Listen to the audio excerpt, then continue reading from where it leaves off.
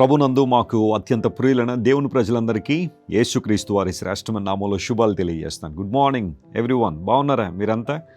మీకోసం చాలా బలంగా ప్రార్థన చేస్తున్నాం. ప్రతిరోజు దేవుడు మనకు అనుగ్రహిస్తున్న బహుమానాలను బట్టి మనం ప్రభువును స్తుతించాలి. ప్రాముఖ్యంగా ఆయన మనకిచ్చిన రక్షణను బట్టి, విశ్వాసాన్ని బట్టి, ఆయన కృపలో వర్ధిల్ల అనుభవాన్ని బట్టి మనం ప్రభువుని స్తుతింపబద్దులమై ఉన్నాం. క్రైస్ట్ వర్షిప్ సెంటర్ నుండి మీ అందరికీ శుభాలు ప్రకటిస్తున్నాను. ప్రతి ఆదివారం వేలాది కుటుంబాలు యేసు ప్రభువును ఆరాధించడానికి క్రైస్ట్ వర్షిప్ సెంటర్ కనెక్ట్ అవుతున్నారు. ప్రపంచవ్యాప్తంగా అనేక మంది లైవ్లో కూడా ఈ సందేశాలను విని ఆత్మలో బలపడుతున్నారు. వాగ్దాన సందేశాల ద్వారా మేము చాలా దీవెన పొందుతున్నామని మీలో చాలామంది ఇస్తున్న సాక్ష్యాలను బట్టి నేను నిజంగా ప్రభువును స్తుతిస్తున్నాను.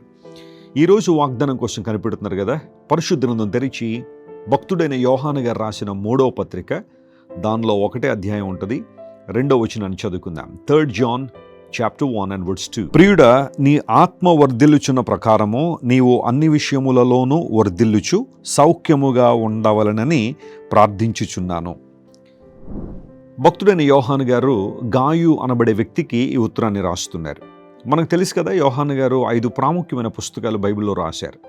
యోహాను సువార్త, 3 పత్రికలు మరియు చివరి గ్రంథమైన ప్రకటన గ్రంథం. ఈ 5ంటిని కలిపి జోహనన్ లిటరేచర్ అని పిలుస్తారు. ఆయన దేవుని ప్రేమ గురించి ప్రాముఖ్యంగా ఎక్కువగా తన పత్రికలో రాసుకుంటూ వచ్చారు. సువార్త మనకు తెలుసు, యేసు ప్రభు దైవత్వాన్ని గురించి ఆయన సువార్తను రాశారు. అయితే ఈ 3వ పత్రికలో గాయు అనబడే ఒక వ్యక్తికి ఉత్తరం రాస్తూ ప్రియుడా అని సంబోధించాడు. గాయు ఎవరికి ప్రియుడు అంటే దేవుని సేవకునికి ప్రియుడు, అంతకన్నా ప్రాముఖ్యంగా దేవునికి ప్రియమైనవాడు. Praise the lord. మన లోకంలో చాలామందికి ప్రియంగా ఉండాలని ప్రయత్నం చేస్తూ ఉంటాం. ఆ ప్రయత్నాల్లో విఫలమైపోయినప్పుడు బాధపడుతూ ఉంటాం. కానీ దేవునికి ప్రియముగా, దేవుని బిడ్డలకు ప్రియముగా మనం ఉండగలిగితే అంతకన్నా ఆశీర్వాదం మరొకటి లేదు. నీ ఆత్మ వర్ధిల్లుచున్న ప్రకారం నీవు అన్ని విషయాల్లో వర్ధిల్లాలి మరియు సౌఖ్యంగా ఉండాలి. చాలామంది అడుగుతుంటారు, వెసిలి గారు, యేసు ప్రభు దగ్గరికి రావడం ద్వారా మాకు భౌతికమైన మేలులు ఏమన్నా ఉంటాయండి, శారీరక సంబంధమైన ఆశీర్వాదాలు పొందుతామని చాలామంది అడుగుతూ ఉంటే, ఖచ్చితంగా దేవుడు అన్ని విషయాల్లో మనల్ని ఆశీర్వదిస్తారు. అయితే ఇక్కడ ఒక చిన్న విషయం ఏంటంటే, ముందు నీవు ఆధ్యాత్మికంగా వర్ధిల్లాలి. నీ లోపల ఉన్న ఆత్మ లేదా ఆంతర్య పురుషుడు అభివృద్ధి పొందినప్పుడు లేదా వర్ధిల్లినప్పుడు నీవు అన్ని విషయాల్లో కూడా అభివృద్ధి పొందుతావు. ఇది లేఖన సత్యం. క్రైస్ట్ వర్షిప్ సెంటర్లో దేవుని సేవకులుగా మేము బోధించే సత్యం కూడా ఇదే. చాలామంది రోజుల్లో కేవలం భౌతిక సంబంధ ఈవుల కోసం యేసుప్రభు దగ్గరికి రావడం, జరిగినా జరగకపోయినా కొంతకాలం ఉండి మరలా వెళ్ళిపోవడం చూస్తున్నాం. కానీ నీ భక్తిలో స్థిరత్వం ఉంటే, నువ్వు దేవుణ్ణి గట్టిగా పట్టుకున్నప్పుడు ఆత్మలో వర్ధిల్లుతావు. ఆధ్యాత్మికంగా నువ్వు వర్ధిల్లువాడగా ఉండాలనే దేవునికి ఆలోచన. ఎప్పుడైతే నువ్వు స్పిరిచువల్గా డెవలప్ అవుతూ ఉంటావో లేదా స్పిరిచువల్ ప్రాస్పెరిటీ అనేది నీలో ఉంటుందో, దేవుడు అన్ని విషయాల్లోనూ నిన్ను ఆయన ఆశీర్వదిస్తారు. అందులో సందేహమేమీ లేదు. మొదట ఆయన రాజ్యమును, ఆయన నీతిని వెతకండి, అప్పుడు అవన్నీ మీకు అనుగ్రహించబడతాయని యేసుప్రభు వారు చాలా స్పష్టంగా కొండ మీద ప్రసంగంలో ఆయన మాట్లాడారు. ముందు నువ్వు ఆత్మలో వర్ధిల్లితే అన్ని విషయాల్లో, అనగా కుటుంబ పరంగా కావచ్చు, సామాజిక పరంగా కావచ్చు, ఆర్థిక పరంగా కావచ్చు, శారీరకంగా కావచ్చు, అన్ని విషయాల్లో దేవుడు నిన్ను వర్ధిల్లింపజేస్తాడనేది లేఖన సత్యం. మనం యెహోషువ గ్రంథం 1వ అధ్యాయం 8వ వచనం చదివితే, అక్కడ యెహోషువకి దేవుడిచ్చిన సందేశం ఏంటి అంటే, నీవు ధర్మశాస్త్రాన్ని దివారాత్రం ధ్యానం చేస్తే నీ మార్గమును వర్ధిల్లింపజేసుకుంటావని దేవుని మాట అక్కడ యెహోషువకు అందించబడింది. మన మార్గమును వర్ధిల్లింపజేసుకోవడం, మన పయనము, మన భవిష్యత్తు, మనం ప్రయాణం చేసే విధానం వర్ధిల్లగలిగితే అంతకన్నా ఆశీర్వాదం ఏముంది? యెహోషువ దేవుని వాగ్దానాలను ధ్యానం చేశాడు, దేవుని ధర్మశాస్త్రాన్ని ధ్యానం చేశాడు. కాబట్టే యెహోషువ దీవెన పొందడం మాత్రమే కాకుండా తన తర్వాత తరాలకు కూడా దీవెనకరంగా ఆయన మారాడు. కుటుంబం అంతా కూడా అనేక మందికి ఆశీర్వాదకరంగా మారారు. అంత మాత్రమే కాదు, మనం 92వ కీర్తన 13వ వచనం చదివిన దానిలో మాట ఉంటుంది, దేవుని మందిరంలో మనం నాటబడిన వారమై వర్ధిల్లుతాము అన్నాడు. ఎక్కడ నిజంగా ఆధ్యాత్మిక అభివృద్ధి అంటే దేవుని మందిరం, దేవుని సంఘం, దేవుని ప్రజలతో సహవాసం చేయడం, సమాజంగా మనం చేరుకోవడం. అలా ఉన్నప్పుడు దేవుని కార్యాలు స్పష్టంగా మన జీవితంలో చూస్తాం. ప్రియ దేవుని బిడ్డలారా, ఈరోజు ఈ వాగ్దాన సందేశాన్ని వింటున్న మీ అందరి జీవితాల్లో మీరు వర్ధిల్లాలని, మీరు సౌఖ్యంగా ఉండాలని మనస్ఫూర్తిగా నేను ఆశిస్తున్నాను.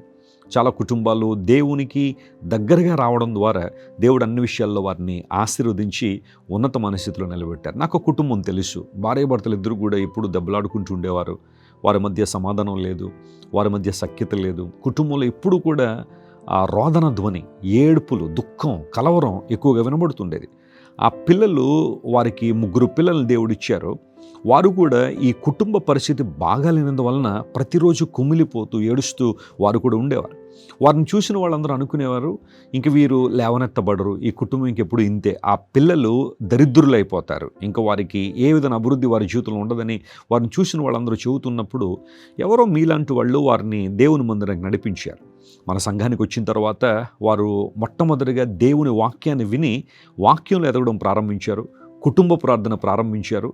ఏ కుటుంబం అయితే రోడ్డును పడిపోద్ది అని అనుకున్నారో, లేదా పిల్లలు దరిద్రులు అయిపోతారు అనుకున్నారో, ఇప్పుడు ఆ 3 బిడ్డలు కూడా చాలా ఉన్నతమైన స్థితిలో దేవుడు తీసుకొచ్చాడు. వారు అనేక మందికి ఆశీర్వాదకరంగా మారారు. ఒకవేళ చాలామంది నిన్ను చూసి నీ జీవితం ఇలాగే దారిద్రతలోనో లేమిలోనో ఉండిపోతుంది, నువ్వు ఎవరికి దీవెనకరంగా ఆశీర్వాదకరంగా ఉండవని నిన్ను చూసిన వాళ్ళందరూ జాలిపడుతున్నారేమో, లేదా అలా మాట్లాడుకుంటూ ఉంటే, దేవుని సేవకునిగా ప్రకటిస్తున్నానో, ముందు నువ్వు స్పిరిచువల్గా డెవలప్ అవ్వడం నేర్చుకోగలిగితే దేవుడు అన్ని విషయాల్లో నేను ఆశీర్వదిస్తాడు. Because our God is a God of blessing. ఆయన ఆశీర్వాదం ఇచ్చే దేవుడు. ఆదాము హవ్వలను ఆశీర్వదించిన దేవుడు, అబ్రహామును ఆశీర్వదించిన దేవుడు. బైబిల్లో మీరు ఎవరినైనా తీసుకోండి, వారు ఆధ్యాత్మికంగా పటిష్టంగా ఉన్నప్పుడు దేవుడు వారిని అనేక మంది దీవెనకరంగా మార్చాడు. ఈరోజు ఈ వాగ్దానాన్ని మీరందరూ కూడా జ్ఞాపకం చేసుకుని ప్రభువును స్తుతించండి, ఆయన గణపరచండి. ఒక్క చిన్న ప్రార్థన చేయండి, ప్రభువా నేను ఆధ్యాత్మిక అభివృద్ధి పొందాలనుకుంటున్నాను అనే నిర్ణయం తీసుకోండి. దేవుడు అన్ని విషయాల్లో మిమ్మల్ని వర్ధిల్లింపజేస్తాడు. ఎవరైతే ఈరోజు మిమ్మల్ని చూసి నవ్వుతున్నారో, జాలిపడుతున్నారో, వారి ముందే దేవుడు మిమ్మల్ని హెచ్చించి ఉన్నతమైన స్థితికి నడిపిస్తారు. అలాంటి కృప దేవుడు మీ అందరికీ దయచేయనుగాక. తలలో ఉంచండి, ప్రార్థన చేసుకుందాం. ప్రేమగల తండ్రి, ఈ వాగ్దాన సందేశాన్ని ఈరోజు మాకు అనుగ్రహించినందుకు నీకు వందనాలు. నీవు మమ్మల్ని వర్ధిల్లింపజేసే దేవుడు గనుక నీకు వందనాలు. అయితే ముందుగా మేము ఆత్మలో వర్ధిల్లాలని, నీ కృపలో వర్ధిల్లాలని మాతో మాట్లాడినందుకు నీకు స్తోత్రాలు చెల్లిస్తున్నాము. ఈ వాగ్దాన సందేశాన్ని మా ప్రియులు ఏ ఏ దేశాల నుంచి, ఏ ప్రాంతాల నుంచి అయితే వీక్షిస్తున్నారో అందరినీ బలపరచండి. వాక్య సంబంధమైన ఉద్యమంలో ప్రతి ఒక్కరూ కొనసాగడానికి నీవే నీ కృపను సమృద్ధిగా కుమ్మరించండి. అనారోగ్యంతో ఉన్న వారికి స్వస్థతనివ్వండి, విడుదల లేని వారికి విడుదల ఇవ్వండి. సకల విధములైన ఉపద్రవాల్లో ఉన్న వారికి మీరే నెమ్మదినిచ్చి విడుదలిచ్చి ఉన్నతమైన స్థితిలో వారిని నిలబెట్టమని కోరుకుంటూ యేసుక్రీస్తు వారి అత్యున్నతమైన నామం పేరిట అడిగి వేడుకొనిచున్నాం తండ్రి. Amen, amen. God bless you dear friends. Have a wonderful day. మేము గండేపల్లి నుంచి వచ్చామండి, జగ్గంపేట దగ్గర గండేపల్లి నుంచి వచ్చాము. ఈరోజే ఫస్ట్ టైం రావడం చర్చికి. ఎప్పటి నుంచో రావాలనుకుంటున్నాము, లైవ్లో చూస్తున్నాము. సో ఇవాళ చాలా బాగా అనిపించింది. వాక్యం ఏంటి, చాలా దీవెనగా ఆశీర్వాదంగా అనిపించింది. మాకు చాలా హ్యాపీగా ఉంది. ఇక్కడ నుంచి ప్రతి వీక్ వద్దామనేసి అని అనుకుంటున్నాము. Thank you. Christ worship centre ఓ బలమైన సంఘ ఉద్యమం.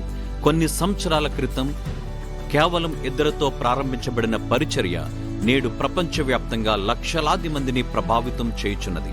రాజమండ్రి, సికింద్రాబాద్, బెంగళూరు, నెల్లూరు, దుబాయ్, బెహ్రైన్, కరీంనగర్, విశాఖపట్నం, గద్వాల్, కొవ్వూరు, మలకపల్లి, శ్రీలంక, భూటాన్, అడ్డతీగల, పాలమూరు, ఒంగోలు, బళ్ళారి, కోరుకొండ, పోతవరం, నల్లజర్ల, వెంకటరామయ్యగూడెం, మచిలీపట్నం, ఇందిరానగర్లతో పాటు అనేక గ్రామాల్లో క్రైస్ట్ వర్షిప్ సెంటర్ ఆరాధనలు జరుగుచున్నవి.